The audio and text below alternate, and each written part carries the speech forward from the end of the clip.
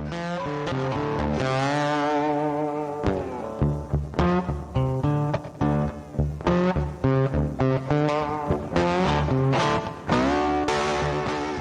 to Life After the Fire, the preeminent podcast for everything to deal with having a great and amazing life after the fire service. My name is Chris Phelps. I'm your host. I'm joined today with a good friend of mine, Peter Codispoti. Squattapati? Codispoti. Codispoti. I said that right? Yes. I should know that, right? You nailed it. Nailed it like I expected. So Pete and I have been friends for a good while, since like the late 90s. When you had hair. When I had hair. Had hair. Yeah, and his wasn't half as gray. He had more of it as well, but we worked in neighboring fire departments, took some classes together, got to know one another, and so one of the reasons I wanted to bring you on today was because of what you have done leading up to retirement and now since retirement. So give us just like a quick high level view of what you want what you've been doing and where, from the beginning, how it all started. So back from being the Cato Kalin, living in somebody's basement. So what we do now is we manage property in Palm Beach, and we're in construction. So how it started was construction. Well, no, it's real sanitation. Yeah, no, it's just construction, right? So kind of the way it started is, I put an ad in the paper, in the shiny sheet, Palm Beach's shiny sheet. It's just their paper is just made of a different material, but it's just white and not yellowish.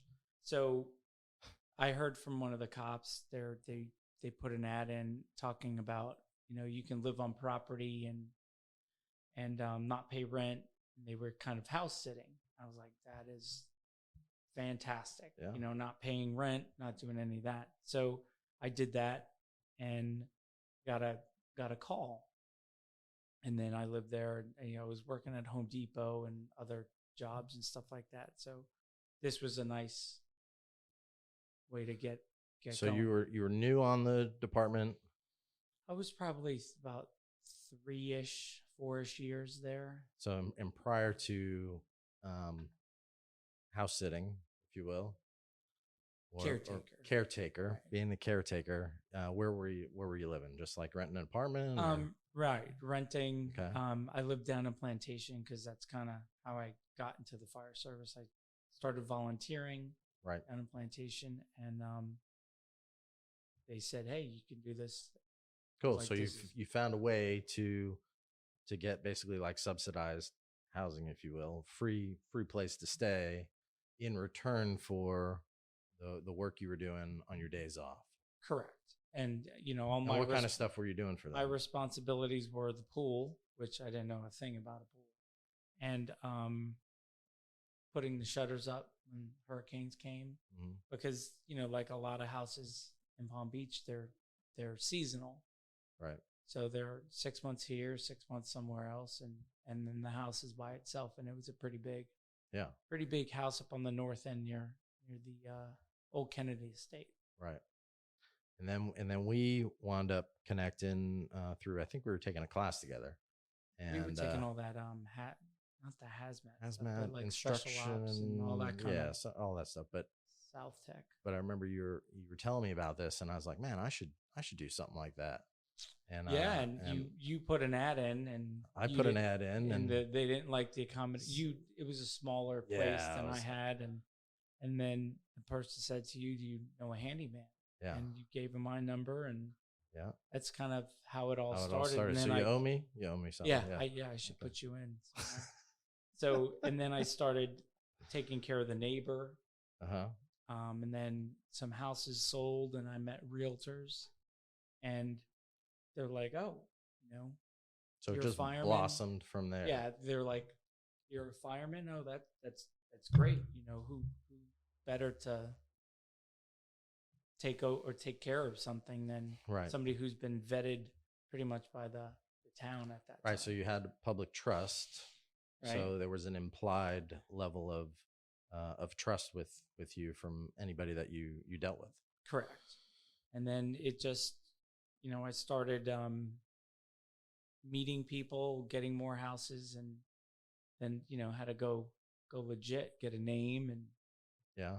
and get all that Grow going. from there. Delegate. Right. Well, for a long time, I just kind of grew. I never, still to this day, we don't advertise. Just never advertise. We have a website, word of mouth kind of thing, but yeah, it's the relationships that you've made over time, and that's kind of where we're at now. Where it's blossomed. Correct. Okay. So good stuff. Now, how did you have natural ability to be a handyman and do all this stuff, or did you farm everything out? I'd say a little bit of both. From working, I had my own landscape company at one time when I was starting off as a fireman. Then I worked at Home Depot or worked at Builders Square. So it was you pretty acquired handy. some skills. Right. It was pretty handy. I had done some construction and some other things. And then from the fire service, we get really good at demo. That's my favorite part of the job. It's the putting it back together properly thing that is that's the tricky part. Yeah. Anybody can break something. Yeah. But it's breaking it and putting it back together the way you found it. Okay. Cool. So I guess like fast forward to now. I mean, I know a little bit, but like how many properties are you managing? We're now? about 65 to 70 properties. 65, 70 properties. And we're about on the management side. And then at some point you expanded the services that you offered. Right. Yeah. So in about 2014, one of my best friends, John, who's a contractor, the GC, general contractor. So he came in, made him a partner, and he brings that whole GC license with him, and so we were able to take on more things. When I first started, we did a lot of subbing out. You're kind of there, you open the door, you let people in, but he was more skilled. We were able to do things better, and the people you hire, like the fire service, you surround yourself with people who know more. Yeah, supposed to, and or should, and then that really kind of blew up because he brought a lot of talent, right? And I don't, like I said, I know how to break stuff. Yeah, he knows how to build stuff. So you have two divisions. You have the break stuff division and the the build stuff division. He manages now more of the construction aspect of it, and I'm more on the maintenance, recurring kind of problem thing. So I'm Italian. I don't have an Italian microphone. I know. It's hard to not talk with my hands. Right. So he definitely brings, that aspect to it. So and now I find myself dealing with I call myself the unicorn hunter. Because I get these little things like, can you find this particular widget? Yeah, it's painful. But no, it's I like it because it's like the fire service in a way where you're not doing the same thing every day. Right. And it's service oriented. Right. Well, so you're helping people. Right. I think a lot of the benefits or the attributes that are helpful are a lot of firemen are type A. They have some level of OCD to themselves. Right. They like things in a certain way. Some of us have obesity. Ooh. You sit around the table. Yeah. So that helps, you know. In the fire service, we're really good with policies, procedures, following guidelines, and doing things a certain way. Right. We necessarily don't like to read instructions, but we can follow. And that is helpful. And I see a lot of the customers like that. Punctuality. Yeah. Right. Do what you say you're going to do. I mean, that's huge. I mean, it sounds silly, but you tell somebody you're going to be there at 3 o'clock, and you actually show up at 3 o'clock, or or in this case, you tell somebody to be there at 11:30, and they show up at 10:30. Well, I had an interview from one of my customers. He's since passed, but Mr. Asplund and of the tree, and Mm-hmm. I'll never forget. Knock on the door. He called me because he got me through his realtor, Mm-hmm. and he said, "Be here at 10 o'clock." He's like, "We're renting this cottage until we buy a house," and so 10 o'clock. I'm knocking on the door at like 9:58, 9:57. I'll never forget. He gets to the door, on time. I'm like, I don't know any other way to be. It's either we're early, Yeah. 15 minutes early is on time. Right. On Kinda- time is late. Right. Yep. I was an hour early. So, yeah. So the attributes that we bring as firemen or ex-fire, I don't even know. Consider Washed up. Yeah, Washed firemen. up fireman. So those are helpful things. Yeah, there's a lot of parallels. So like when I look at my business in the mortgage business now, and people think, oh, wow, that's such an odd transition, and it's like, well, it really isn't. It's helping people business. It's service oriented. It's finding people that are in one place and they want to get to another place, and how to navigate the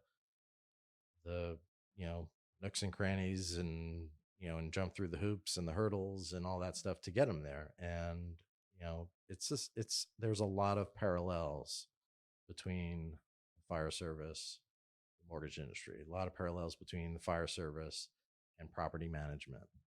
Well, it's also relationships. Mm-hmm. And I had another customer tell me, he's like, you get shit done. Mm-hmm. Kind of GSD. Yeah.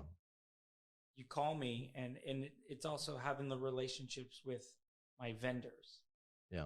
Whether it's an air conditioning company, electrician.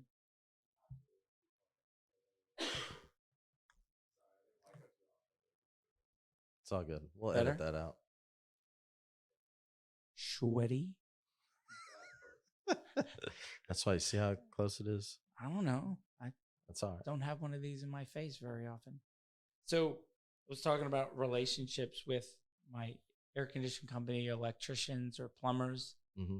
that those are the things that we don't know a lot about, or you don't want to touch because your insurance doesn't necessarily cover that. Right. I mean, even though we're paying GC level insurance, they still don't want you wiring things and doing all that kind of stuff. So having the relationships that I have over these years, that I'm able to call them directly, whether it's my appliance guy or the electrician or the tech directly, right, and just getting them there in half an hour, 45 minutes.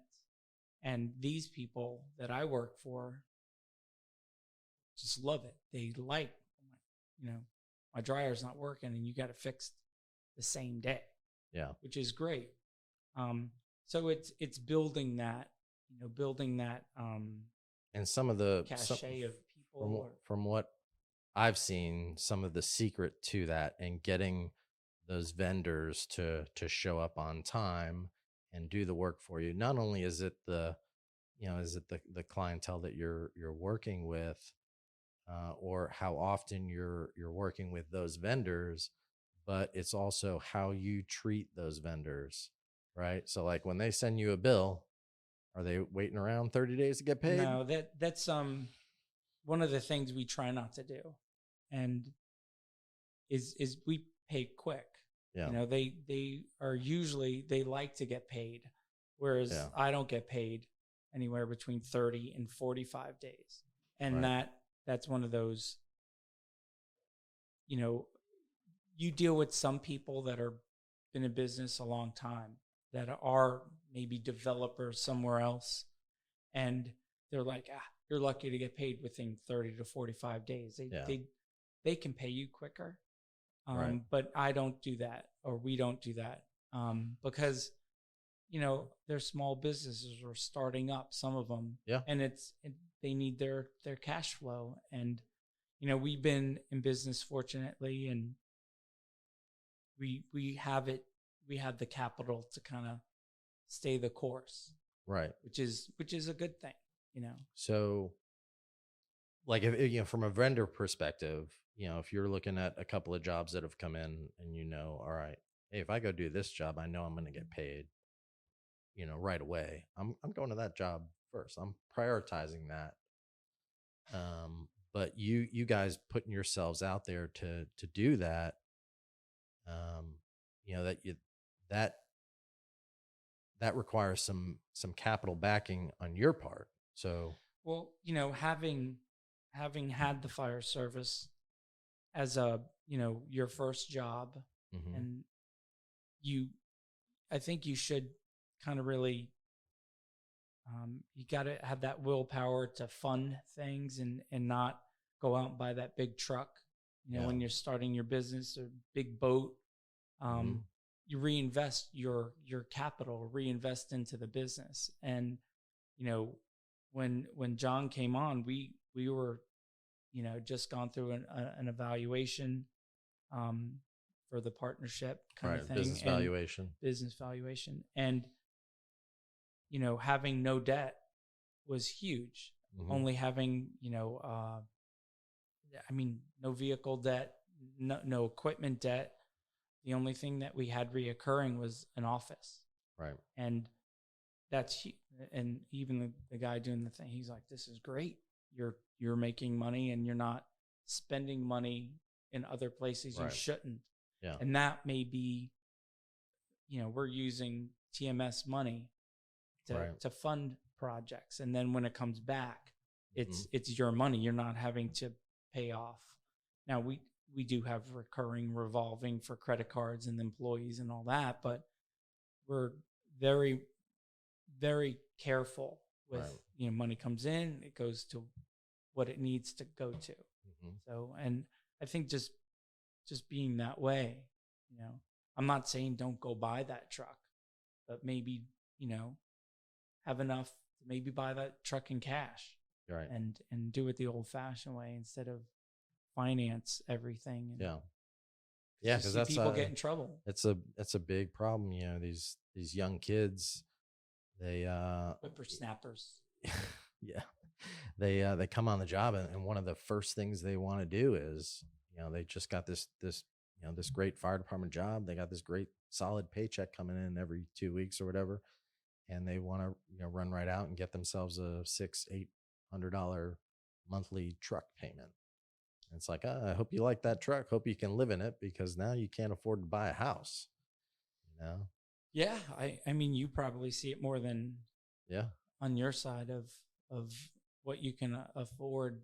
Yeah. Doing that whole mortgage breakdown thing. Yeah. Yeah. I've definitely run across some folks that made some financial mistakes in their past, and I'm sure we all have, um, here and there, but you learn from them, and hopefully you have some good guidance on the job. Some Don't people buy a that boat, right? Don't buy a boat. don't Right? Boat get is friends. get a friend with a boat, right? So I'm the friend what with I the boat. did. No, definitely got advice early on from guys you may interview one day, but Yeah. they told me, invest, or the ICMA. I don't know what other departments may call that. Right. So like Like what you're talking about is like a additional retirement savings. So like a deferred comp correct. plan, Put it something in like that. Something that early. can go in like pre-taxed. So it's your money being, going away pre-taxed, that, you can use after retirement. Correct. And a lot of the guys, you did a lot of your learning on the job, but also a lot of learning around the table, Yep. kitchen table. And guys that had other businesses and work ethic also learned a lot of that. And I learned that from my customers, because I have, some of the 1%ers, 1% of one, 0.0% of the 1%ers, that these people are driven, and they Yeah. work hard, and they just, They're so not when you sitting on their have their hands. They're still attention, working. right, you have their attention and they give you you better have the answers. Yeah. It's like going into the chief's office. You better know, better respond with the appropriate Yeah. kind of back feedback. Sure. So, early on, I learned about put some extra money away, Mm-hmm. and you'll never miss it, which is a good thing. And when you get a raise, put that in, or put a percentage of that in, Yeah. and you won't miss it. And those people are right, because Yeah. before you know it, it's 20 plus years. Mm-hmm. And you're like, where Those did that go? what seem like pennies now, as let's say you're putting away, when you start, let's say you're putting away $100 a month. 20 years later, that's pennies. Yeah. That you're talking about putting away on a monthly basis, but that over time grows, and it's still, once you get to that 20 or 25-year retirement, it still feels like pennies. It's stuff it's like you said, you don't miss it. You don't miss it coming out every check or monthly, what have you. And but once you get to that age where you can start drawing on it, you'll be thankful. Well, I started in 89, and I was just happy to get a job. You don't pay attention to a lot of things, some things. And then I remember seeing the date, like when I was eligible to leave, my 20 was, you're seeing 2010. You're like, you don't think I was 21. You weren't thinking about retiring when Yeah. you're 21. Yeah. But when you're 41, I left at 47. Right. And you're still young enough. You've got a whole another life ahead of you. That's like practically middle age, right? 40, 47? Huh? well, I'm 55 now. Yeah. So no, but it is, you have to, figure out, what are you going to do? Yeah. I have younger kids. So yeah, some people started pushing the kids out. I thought it was kind of one of those, let's promote Mm-hmm. and move up that way. Yeah. But yeah, you want to, especially what you want to do, directions you want to go. Yeah. That's awesome. So, I mean, what I'm hearing and what I've seen is, you took something, started out very small, and over time built it up to now, a multi-million-dollar business that you now have to, someday, build that legacy, maybe pass it on to your son or daughter or what have you, or sell the business off and get you the motorhome and fishing pole, whatever. No, It's it is. definitely created a lot of chances for freedom in your life. Oh, absolutely. Yeah. I'm definitely bringing John on was a great thing, because you go from being able to do a little bit to being able to do a lot more. So definitely, Well, they say you have to delegate to elevate, or there's the book The Compound Effect that talks about bringing on staff to where I call it the acts of freedom. So I'll tell you a little story. This is in my business, in the mortgage business, to take somebody from application to the closing table, there's like about, I don't know, maybe 100 different tasks that happen along the way, right? So starting out small, I might be doing all of those tasks to get somebody from A to Z, right? But if you look at each individual task and say, all right, am I good at doing that? Does that task make me money? Do I like doing it? And you take from that those tasks that you should be doing, and delegate the rest. And that's a way to grow a business or grow whatever. Well, yeah, at first it was always me, and then using part-time firemen to kind of help me when I needed help. And then when John came on, he saw like, you have all these houses and it's only you and so many people, we should maybe hire. Yeah. And we started hiring people, and then it's a compound effect, kind of like what you're saying, because they're bringing in hourly. So it's you can't be afraid to take on that salary, right? There is a risk for there, sure. sure. And that you're like, whoa, I got to build Are hours. they gonna do it as good as I would do it? Are they gonna present themselves to the customer the same way I would? Right. Well, yeah, and there's that span of control. Yep. Like on a fire scene, you can only have so many things going on. Same here, because there's only so much you can do right by yourself. So yeah, it's definitely that the fire service always kind of trickles in. But I think one of the biggest things bringing to the customer is also accountability. We're gonna screw up. It's just you have to say it. That's the biggest thing. Being in the private sector for a while now and dealing with people and the excuses you get, you're like, did you just give me some bullshit excuse? Like, I saw your guy do it. Yeah. Wow, no. There's no accountability in a lot of these companies, and we try to bring that. Right. Like, look, we screwed up. I'll take care of it. Yeah. I apologize. We're going to do better. And that goes a long way. Sure. As to making excuses and accountability. Good stuff. Good stuff. So we're getting close to that 30-minute mark, which is typically where we like to, where do you see that? To finish these up. It's in my head. It's the internal clock. I have this internal clock. I know where we're at. So, all right. But we always like to, kind of cap these off with like a call to action. So if somebody is listening and they're like, man, that sounds like Pete's doing some great stuff. I want to do what you did. Where would we send them? I guess I don't know if I want to give my phone number out. No. I do have a website. It's townmanagementservices.com. And then they can find you from there. Yeah, they can stalk me from there. Easy stuff from there. And no, but it's easy.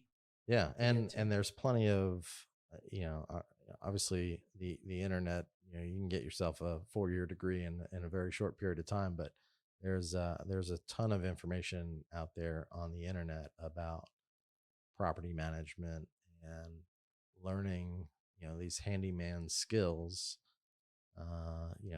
Heck, my kid at 8 years old taught himself how to tie a tie through watching it on YouTube. So I mean, is that a clip on? So yeah, there's plenty of great information out there. If you want to try to get into the property management business, it's a great way to get started. Or reach out to Pete, Town Management Services, or townmanagementservices.com. Yeah. Perfect. And if you like what you're hearing on our show, like, follow, and share, you can reach out to us at info@latfpodcast.com. That's info@latfpodcast.com. We'll see you on the next one.